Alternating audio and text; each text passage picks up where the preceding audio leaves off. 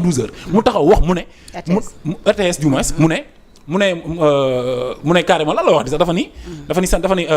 moom bi rapport bi commencé am bi mu nekkee fële si banque bi en tant que DG kii moom nee na dafa gis affaire ay chiffres commencé woon di kii mu gis ay problème mu ne bind na ay lettres adressé ko au ministre concerné mu wax leen ne attention kat moom wax na loolu donc moom bind na ay lettres adressé ko au ministre concerné bu dee loolu dëgg la ou dëgg na publier lettres yooyu non pour setal deram pour te dire que en réalité c'est les politiques qui se jouent de nous du ñu foowee te il faut Sénégalais yi conscience loolu penda ñun mënuñu fu ñu toll ñu nekk ci benn tournure boo xamante ni à chaque fois c'est les politiques yi nekk ñoo nekk rek à chaque fois di doxal ni ñu ko sentir rek nu mu leen neexee loolu dafa doy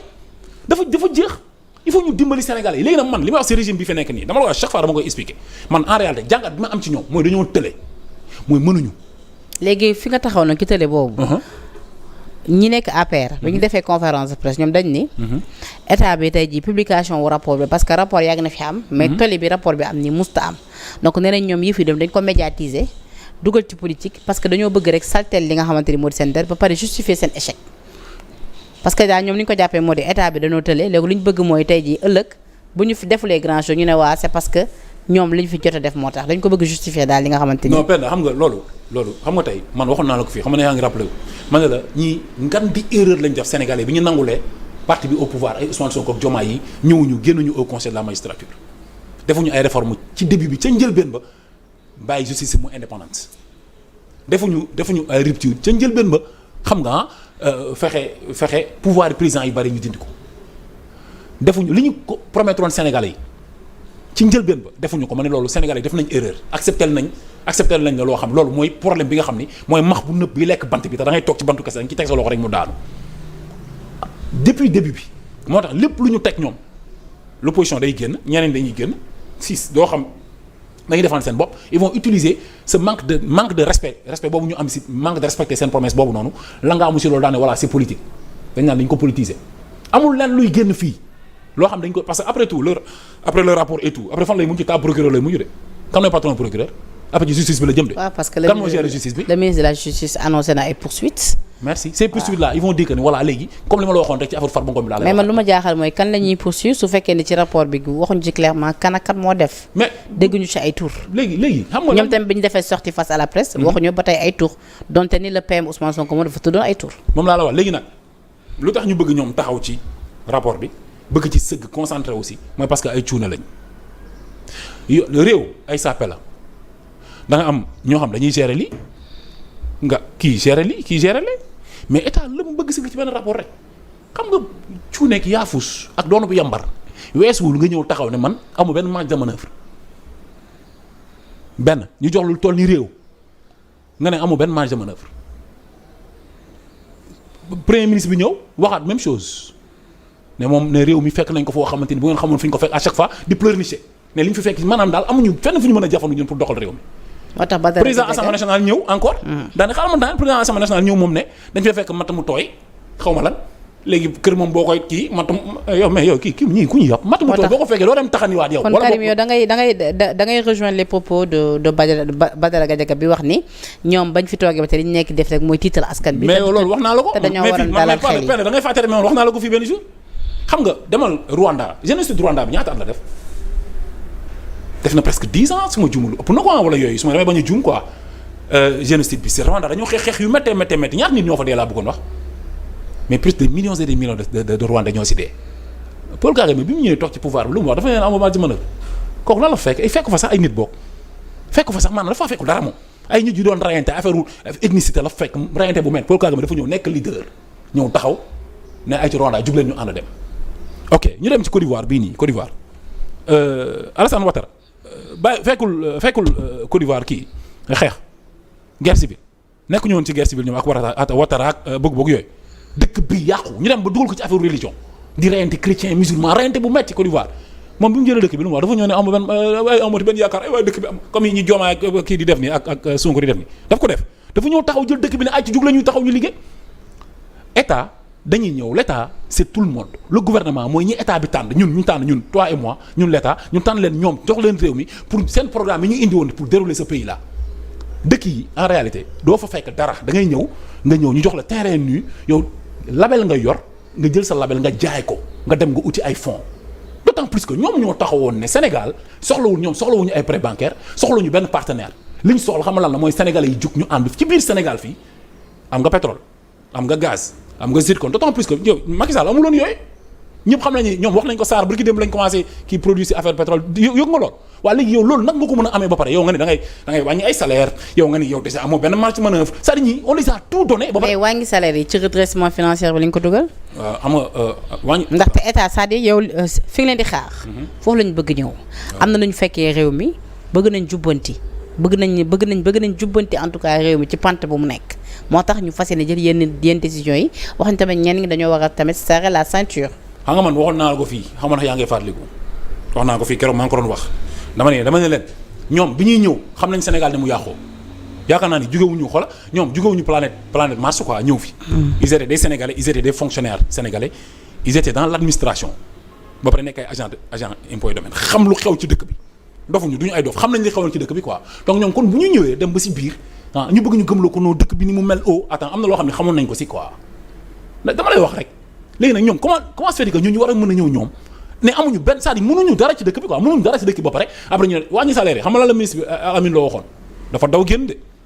dafa ne dañuy wàññi salaire fonctionnaire yi man toog naa fii ma ne la dañu war a wàññi train de vie état bi ñun loolu lañu doon réclamer ñun pour ñu wàññi train de vie état bi ne leen mënoo booy dem Mauritanie gii sax ngay jël avion présidentiel bi nga xam ne 50 millions moo ko yëkkati mënoo voyager privilège yi ay DG yu fayee ko ay 10 millions 12 millions 18 millions loolu wax nañ ko fii ou pas waxuñu ko léegi ñu ne train de vie état bi lañ bëgg ñoom ñu wàññi ko yow da ngay ñëw da ngay wàññi salaire yi bi ñu xëccoo ak ñoom bi Sénégalais yi commencé wax coow li commencé bari ci lañ dellu ginnaaw ne ñoom salaire yi ñuy wàññi mooy salaire yi nga xam dafa am doole PCA ak DG yi te loolu ñoom bu ñu ko waxoon depuis début bi kon coow du agsi fii parce que salaire yi en réalité ñun loolu lañ doon jooy mooy train de vie état bi mais salaire dafa sacré fonctionnaire yi mënuñ fi nekk di taxale yow déjà xool li ñuy licencier yëpp yow xam nga yow boo daaxee benn nit si benn kër ñaari nit suñuy liggéey si kër am ñaari fonctionnaire yoo xam ñaari yu fi am salaire nga daax kenn wàññi loolu mooy wàññi nga salaire u keneen ki boobu moo gën a garaaw yow gars yi te baal yow da nga ne doo wàññi woo salaire baadoola yi mais ñi ñu dàq yëpp licencié leen ci gàlla yi ñi ñu dàq tey boo duggee si société bi ñi ñu dàq ñëpp responsabilité yi ñu amoon xam nga loolu lan la mën a yàq xam nga loolu lan la mën a fan la mën a yóbbu borom kër fan la mën a yóbbu réew c'est-à-dire depuis bi ñu commencé ba léegi man gisuma lenn loo xamante ñii def nañ ko mu nekk lu xeeñ neex fii nag ku fi bëgg dégg dëgg nga dégg ku bëggul dégg dëgg yaa nekk di wax lu la neex rek wala nga gis lu la neex rek ci wàllu xool la neex rek ci redressement boobu. waaw l'ancien PM Abdoul Mbaye moom dafa sàkku ci état bi non seulement ànd na ci li nga xamante ni moom moo di ñu wàññi train de vie de l'état mais également jàpp na ni la mu waxoon dem tey la ko gën a dëggal dañoo war a jaay li nga xamante ni moo di avion présidentiel bi. ay kàddam tamit méngoo ak li nga xamante ni moom moo di kàddu journaliste bi di Mamadou Ibra Kane moom tamit jàpp na ni tey ji avion présidentiel bi suñ ko jaayee dina mën a bokk ci li nga xamante ni dina redresser suñu gaf ak réew ba noppi itamit teg moom Abdoul Mbaye nee na dafa am ay fonctionnaires yu liggéey biir finance. biir ministère des finances nee na ñooñu ci boppam dañuy yëngatu ci li nga xamante ni moo di wàllu endettement. parce que tant que dëkk bi mu ngi endetté wu rek ñoom dañ cee am ay pourcentage. waaw mais xam nga man loolu tamit révélation la de. waaw loolu xam nga yooyu am na ci ay domaines techniques yoo xam ñoom ñoo koy xam quoi ñoom ñu nekk ci banques yi yooyu xam yenn affaires yi. mais naa la wax une chose quoi surtout ci wàllu dette yi xam nga dafa bëri ñoo xam dañuy dundee Sénégal quoi loolu moom te politique yi la rek en réalité. politique yi la ak privilège yi nga xam ne am nañ ko ak seen business yu bëri loolu xam nañ ko te à chaque fois ça tourne entre eux rek ñoom ñooy bénéficier ñoom ñooy enrichir mais bu ñu nekkee di jooy ñun ñu doon kaas ne nañ wàññi train de vie état bi ñoom bi ñuy ñëw xam nañu dëkk bi amul xaalis xam nañu Sénégal dëkk bi dafa doy waar mais ñoom pourtant ça les a pas empêché ñu yokk budget Assemblée nationale ça les a pas empêché ñu dem jënd ay oto 4x4 yu bees tàq pour les députés ça les a pas empêché ñu jël fonds politique te ñoom dafa xaram léegi la dagan xam naa ay yu bees la quoi yu wàcc 50 millions président assemblée nationale fonds politique bokkul ak salaire am groupe parlementaire président groupe parlementaire 5 millions bokkul ak salaire am premier ministre dafa am fonds politique président du Sénégal dafa am fonds politique ay milliards même yooyu noonu yëpp bu ñu ko jëlee ñoom bu ñu ko jëlee jël ko delloo ko ci gafak ak réew mi dina am loo xam ne na ko mën a fàtte nañ commencé d'abord si ñoom loolu dama ko yàgg wax tam boo seetee répétition lay nekkaat rek quoi penn ñii en réalité man dafa am lu ma comprendre wax naa la ko sànq ne la amul gisoo benn président bu ñëw ci dëkk ñëw taxaw ne dëkk bi man amatuma pexe. ba dara gëj bu ma waxee loolu ñu ngi koy attaqué depuis lors. waaw mais c'est normal ñu attaqué ko parce que li mu wax la c'est-à-dire amoon dafa pertinent te li muy wax xam nga man j'aime bien su may wax ci Penda man je parle pour yi gis nga waa ji ba dara gëj man si nga je respecte bu ko xam nga lu tax musuma ko dégg gaan bi wax ay vie privée nit wala mu nekk ci ay détails yu personne kii politique lay wax ci économie lay mais wax. ñi koy attaqué ci ay trucs personnels am. Ah mais parce que loolu lañu am comme argument en réalité loolu ñoom seen façon de faire la Thierno Alassane Sall par exemple lan la ko waa Pastef doon wax dafa iñaan parce que li argument yi muy indi mënuñu ko dindi léegi da ngay mujj nekk Karim la ngay wax si moom mën dafa iñaan dafa soxor dafa dof xamul dara parce que amoo argument ci li muy wax léegi nag yow kii wax ak yow si débat ci bu nekkee ak yow ci portable bi léegi yow nekkal ci réseau bi portable bi ak ban iPhone la ñu nekk ci monde boobu noonu fekk si ko ci lim la woo parce que foofu ñun Sénégal lañ bokk muy contribuable ba dara day cotiser si contribuable man may cotiser ñoom ñuy cotiser ñu ànd ñun ñëpp bokk Sénégal am ci wàll léegi ñun bu ñuy wax ci Sénégal la ñuy wax pour man chaque fois moo tax ma wax gars yi ne leen débat Adji Sarr du débat wu gentleman man bëgguma koy wax si loolu parce que jullit warul def loolu wala croyant boobu topp nit di dugg ci vie privée am naan dem na fii du si yenn kenn nekku si xam lu am solo mooy ñun li ñu bokk ba tax ñu jël premier ministre di ko fay weer ñun loolu lañ bokk man ci loolu laay taxaw sama yoon nekkul si leneen man dama bëgg nit ñi gars yi nekk gentleman quoi ba dara kay wane leen si débat bi mu woote ñëpp dégg nañ ko ah nañ ko fekk si débat boobu ne ko ñun kat lii la Al Amine li mu wax lii la ñun lii lañ si gëm amuñ ci argument ils sont obligés di attardé wu ci benn nit boo xamante ni mais moom ba dara kay importe peu sa personne importe peu et c'est comme baax may expliquer te man foofu laa ni woo man dama di woo ne leen débat yi ñeeni woo ñun leen wax ne leen en réalité Sénégal lañ fi nekkal Sénégal la ñuy xeexal ànd ñoo benn parti politique dañu équidistant li ñu gis dalul suñu xel la ñuy taxaw di ko déplorer donc yéen fekk si nañuy si débat boobu noonu d'accord Cheikh Oumar Diagne ba tey ci li nga xamante ni moom moo di en tout cas sorti wu Al Amine Lo moom nee na d'accord na ci réduction du train de vie de l'État waaye tamit nee na jàpp na ni pouvoir d'achat des travailleurs bi dañ ko war a gën a ñoŋal donc salariés dañ la war a bàyyi ak li nga xamante ni moom moo di seen salaire parce que nee na lu nu mel dafa nekk lu am solo non dama ne après nee na ba noppi itamit jàpp na ni dañoo war a gaaw a recouvrir li nga xamante ni moo di fonds yi ñi dañ ko détourné dañ ko luubal. Penda képp ku sàcc àllu réew mi nag dañ ko teg choc mu fay ko mais xam nga luy problème bi mooy jafe-jafe àtte ñooñu la ñuy am parce que bàyyiwuñu justice mu indépendante te ñi ñuy àtte aussi du ñu ay yaafuus ñi ñuy topp dofuñu du ñu ay ngaaka est-ce que dégg nga baax na ma expliqué loolu nag ñoom ñoo ko indi affaire bu léejee ñoom la bu ñu bàyyiwoon justice bi indépendante rek kon problème bi yëpp du si am. wala su ci amee du ñu am doole nii kon benn opposant du am fi du taxaw fii di taxaw di wax yenn wax yi déedéet dañu xam justice mooy liggéey kenn du taxaw naan Ousmane Sonko moo jàppal kii. ndax kon quelque part tamit da ngay dutewaale ci indépendance su Cour des comptes. quelque part. après yow Cour des comptes kam moo nekk Cour des comptes wax naa la ko sànq nee naa la Cour des comptes ñoom ñi fa nekkoon ñoom Al Amine Lo ak ay ñoom kii laa la ministre des finances xanaa ñoom ñoo fa musoon nekk ñoom xanaa ñoom li ñu mus rapport yi musa am ñoom ci lañ bokk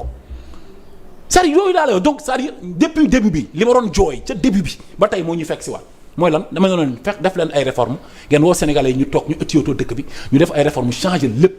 yëngalaat yëpp defaraat yëpp woo Sénégalais yi ñu toog. lu nekk waxtaan moom dina am dialogue social Amine Lo nee na Ousmane Sonko dina daje ak syndicalistes yi. loolu kañ syndicalistes yi lay dajal. waaw ok man déggu naa la sax ñuy jëm a wàññi syndicalistes yi Guy Marius Sagna moom man dañaa léegi ñun on a des sérieux problèmes pour comment expliquer aux Sénégalais xam nga comment on a fait jusqu'à ba gaynde devenir mos xam nga na laa ko expliquer ni laa ko mën a expliquer quoi. Guy Marius Sagna laa gis Guy Marius Sagna maanaam mais àdduna moo mën a wëlbatiku mais xoolal Guy Marius Sagna taxaw di critiquer ay syndicalistes daf ma choqué ma gis ko mu def publication di attaquer les syndicalistes naan depuis très longtemps déggu leen syndicalistes yi les Sénégalais boo leen déggee parce que xaw ma lan mais yow Guy Marius Sagna nga xam yow ñaari muus bu ñu doon xeex sax nga génn ñuy licencier ay borom kër ñu am ay CDI ñu leen ñuy dàq nga ne patt noppi ñu jox la ay privilèges jox la salaire 2 millions et quelques nga nekk assemblée nationale. secteur privé bi tamit Ousmane Sonko attaqué na leen de nee na leen fu mu neen la woon ni na